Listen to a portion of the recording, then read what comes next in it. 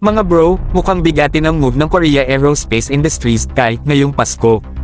Ang unang dalawang Mirayon Light Armed Helicopters, LAH, ay opisyal nang na-deliver sa South Korean government. Isipin nyo mga bro kung gaano ka-advanced ang mga ito. Noong 26 ng Disyembre, ginanap ang makasaysayang turnover ceremony sa Sakhian Production Facility ng KAI. Ipinakita nila kung gaano kaseryoso ang South Korea sa pagpapalakas ng kanilang air capabilities. Mga bro, ang ganitong klaseng commitment at teknolohiya, panalo kung magagamit din natin sa Pilipinas.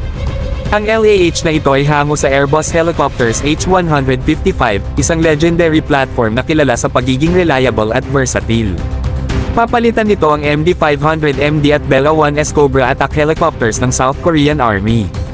Kung kaya nilang palitan ng ganitong klaseng legends, imagine kung anong pwedeng gawin nito para sa Philippine Air Force. Mga bro, ready na ba tayong mag-level up? Kung mag-acquire ang Philippine Air Force ng ganitong klase ng helicopter, hindi lang natin mapapalakas ang ating close air support capabilities. Pwede rin itong bigyan ng bagong backbone ng ating rotary wing fleet sa paglaban kontra insurgency at sa coastal defense missions. Mga bro, strategic na at makabago pa, di ba't ito ang kailangan natin? Sa logistics side naman, siguradong swak ito sa operational needs ng PAF. Ang ganitong multi-role helicopter ay hindi lang pang-combat, kundi pwedeng magamit sa search and rescue, disaster response, at maritime patrol missions. Plus, KAI has already proven na ang kanilang after-sales support ay world-class. Ano sa tingin niyo mga bro?